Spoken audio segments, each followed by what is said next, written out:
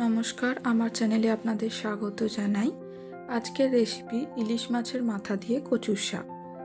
কচুর শাক বানানোর জন্য প্রথমে আমি এই কচুর শাকটাকে ভালো করে ধুয়ে নিয়েছি কেটে, আর নিয়েছি ইলিশ মাছের মাথা। প্রথমে কচুর শাকটাকে সেদ্ধ করে নেব। একটু নুন হলুদ জল দিয়ে ভালো করে সেদ্ধ করে নিতে হবে আগে। তারপর সামান্য তেঁতুল, পাকা তেঁতুলকে জলে গুলে ওটার সাথে মিশিয়ে দেব। ওটা দিয়ে ভালো করে ফুটিয়ে নেব। অনেক সময় গলা বা জিভ চুলকায়, তো তার জন্য তেঁতুল দিয়ে ফুটিয়ে নিলে ওটা আর থাকবে না।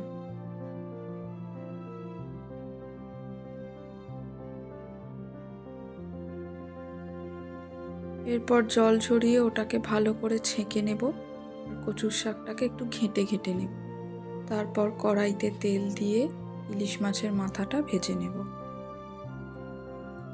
ফোড়নে দিয়ে দেব শুকনো লঙ্কা, তেজপাতা। এরপর দিয়ে দেব পেঁয়াজ কোচানো। পেঁয়াজগুলোকে ভালো করে ভাজা ভাজা হয়ে গেলে ওর মধ্যে জল ঝরিয়ে রাখা কচুর শাকটা দিয়ে দেব।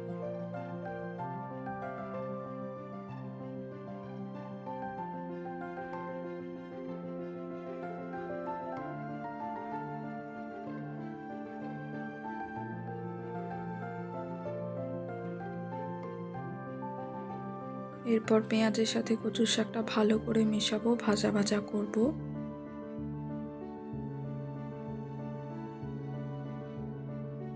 ভালো করে নেড়ে চেড়ে ভেজে নিতে হবে।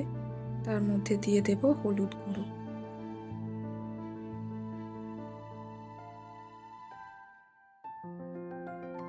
আর একটু নেড়ে চেড়ে ভাজা হয়ে গেলে ওর মধ্যে দেব আদা বাটা,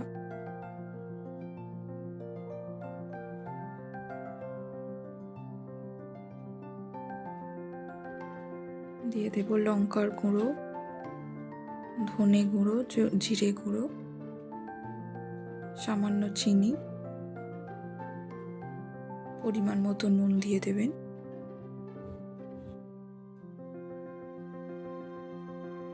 দিয়ে ভালো করে মশলার সাথে মেশাতে হবে। কচু শাকটা তো এমনিতেই সিদ্ধ হয়ে গেছে, তাও চাপা দিয়ে দিয়ে জলটাকে শুকিয়ে নিতে হবে।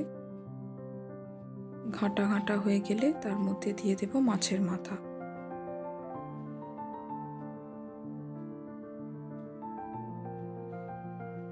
এরপর মাছের মাথা ভালো করে মেশানোর পর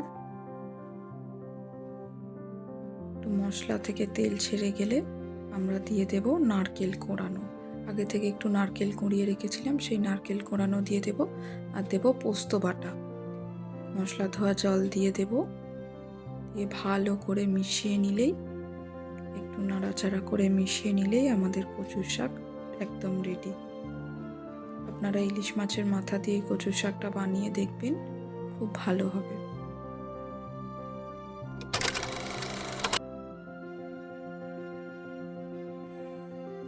এই রেসিপিটি যদি আপনাদের ভালো লেগে থাকে অবশ্যই লাইক করবেন, আমার চ্যানেলটিকে সাবস্ক্রাইব করবেন।